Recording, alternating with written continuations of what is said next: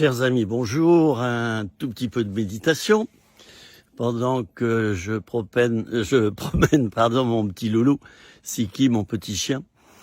Je voudrais parler en 3 minutes de ce qui est prophétique. Je crois que de nos jours, plus que jamais, tout ce qui est prophétique va être remis, remis et redressé, remis à son juste endroit. J'espère que je m'explique bien. C'est vrai que j'ai pris beaucoup de médicaments pendant de nombreux mois et le résultat, c'est le manque de mémoire et puis une confusion des mots par moment. J'utilise un mot pour un autre, mais je rectifie aussitôt. Alors ne vous étonnez pas. Voilà, je préfère en rire et puis louer Dieu. Oui, alors le ministère prophétique, du moins le domaine prophétique, je suis certain que il va être remis sur le devant. Nous vivons une époque complètement obscure, bouleversée, plus rien n'est stable. Et nous le voyons dans l'histoire de l'Église, quand rien n'était stable, c'était les prophètes qui rassuraient le peuple, qui leur donnaient des directions. Donc, moi, il y a quelques mois, j'ai invité tous ceux qui sont des prophètes authentiques à sortir de leur caverne. Vous allez me dire, mais qui es-tu pour faire ça? Simplement, l'Esprit de Dieu m'a montré de le faire. Voilà. Et j'espère que beaucoup de prophètes et prophétesses, quand je dis prophètes, ce sont des femmes également, j'espère que beaucoup sont sortis des cavernes et vont se mettre à prophétiser, vont se mettre à parler au nom de Dieu. Alors évidemment, rien n'est parfait dans le domaine prophétique. On a toujours un petit peu de mélange.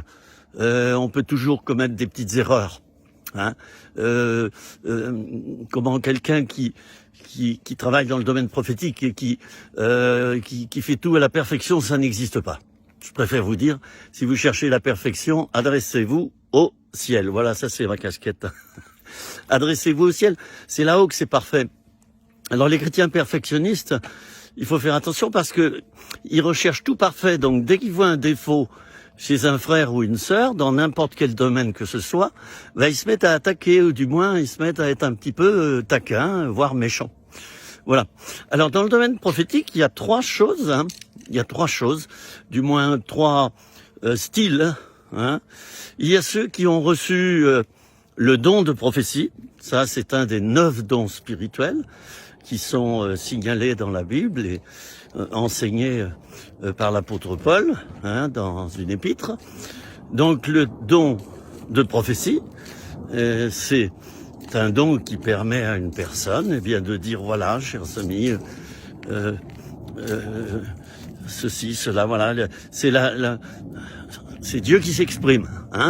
Ça ne veut pas dire qu'il s'exprime à l'état pur. Comme je le disais tout à l'heure, ça n'existe pas. Bon, alors le don de prophétie, il est à exercer en assemblée. Alors il y a aussi ceux qui n'ont pas forcément le don de prophétie, mais qui ont une onction prophétique. C'est-à-dire que dans leur langage, quand on les écoute bien, il y a beaucoup de paroles du Seigneur. Il y a une forte inspiration prophétique quand ils s'expriment. Voilà. Alors, ils sont pas forcément dans un ministère prophétique, ils ont pas forcément le don de prophétie, mais ils ont vraiment une onction prophétique. C'est fort. Et quand vous discutez avec ce genre de personnes, il y a toujours quelque chose à apprendre. Et quelquefois, ces personnes sont capables de nous donner la clé d'un problème, de nous donner, une parole de Dieu personnelle pour nous. Et moi, j'y crois.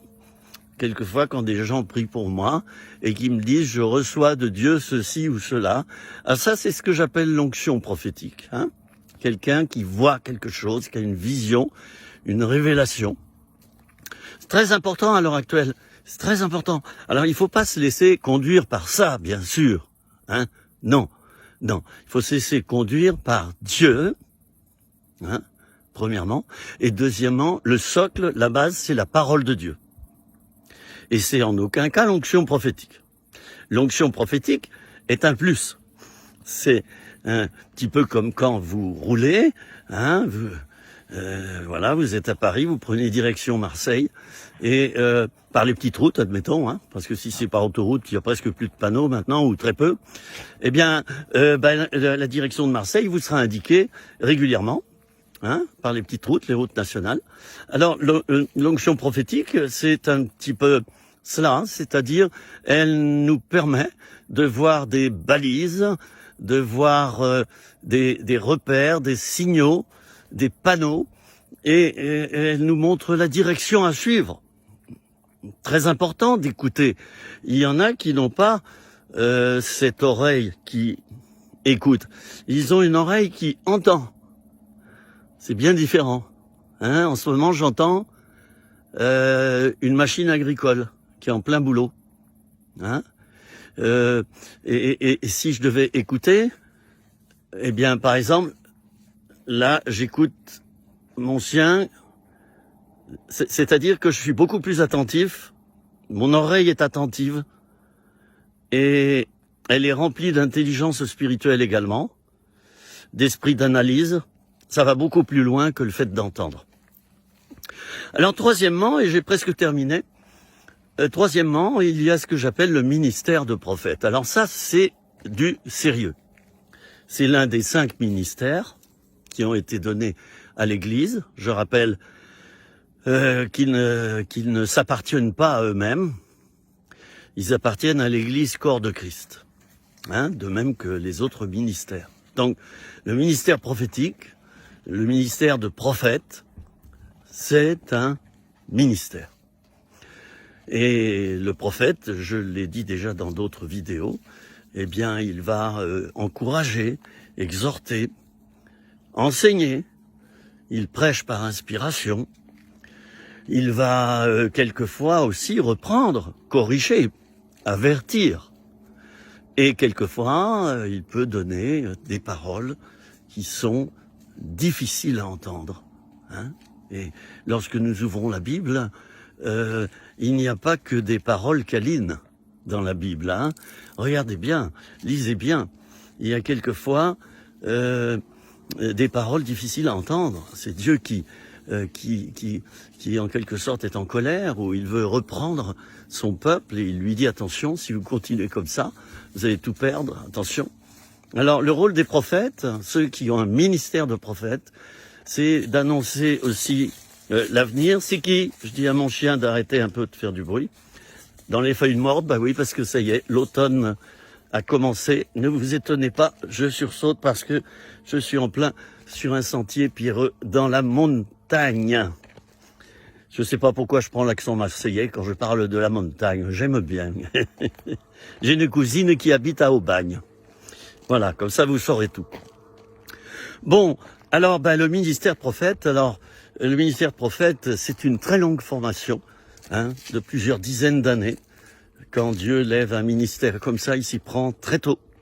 On voit d'ailleurs le petit Samuel dans l'Ancien Testament, il avait 12 ans déjà, hein, et il était déjà en formation. Alors le prophète, il a 10, 20, 30, 40, 50 ans de formation. Hein, et il est caché pendant tout un temps, et puis Dieu, un jour, lui donne le feu vert.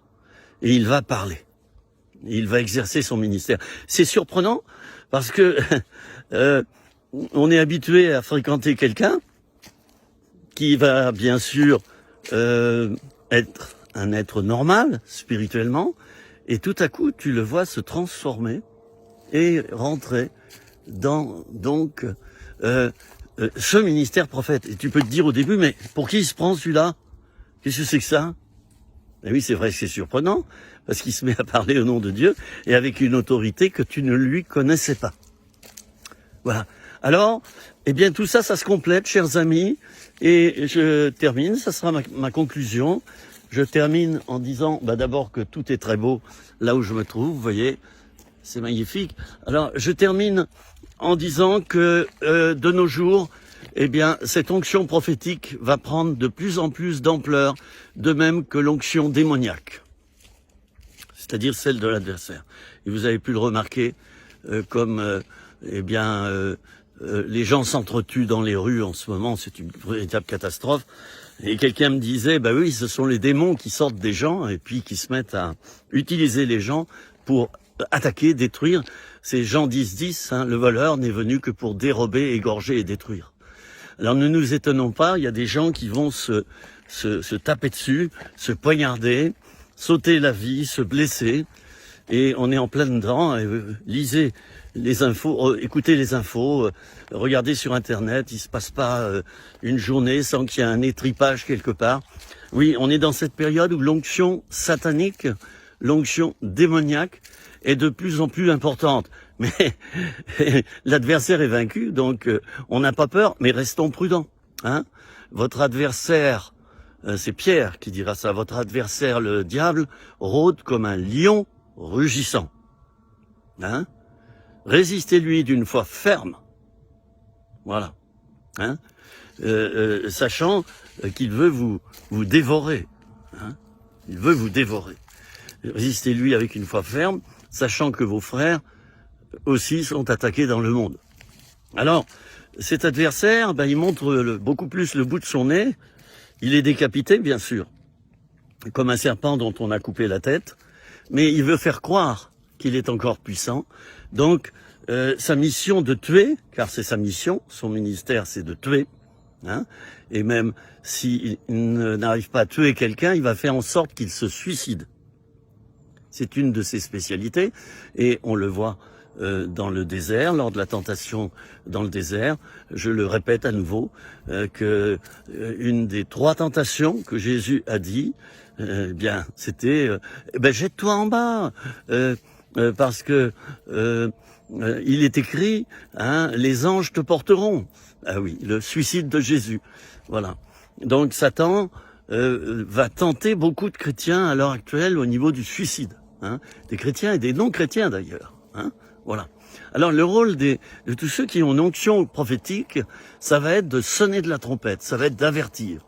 Donc écoutons, tout cela c'est important, écoutons, ne nous laissons pas diriger par cela, d'abord, mais par Dieu lui-même et par sa parole, et puis écoutons ceux qui sont dans le domaine prophétique, hein, soit ceux qui ont une onction prophétique, soit ceux qui ont le don de prophétie, soit ceux qui ont le ministère de prophète. Il faut les écouter, il faut tenir compte de choses qu'ils diront. Attention, ces choses ne seront pas rationnelles, chers amis. Elles seront spirituelles. Vous savez comme moi que les pensées de Dieu sont à l'opposé des pensées des hommes. Et donc, ce n'est pas parce que un prophète dit quelque chose d'incohérent et quelque chose qui semble complètement impossible, hein, ce n'est pas parce qu'il dit quelque chose d'irrationnel et d'incohérent que ça veut dire que ça vient pas de Dieu. Voilà. Eh bien, écoutez, je vais vous laisser avec ça, hein, et puis vous souhaiter une bonne suite de soirée, si tel est le cas, bonne vie en famille. Soyez heureux, et puis voilà, ayons comme les disciples, hein, une oreille exercée, et n'oublions pas que Jésus a dit, mes brebis entendent ma voix, hein, et la reconnaissent. Mes brebis écoutent ma voix et la reconnaissent.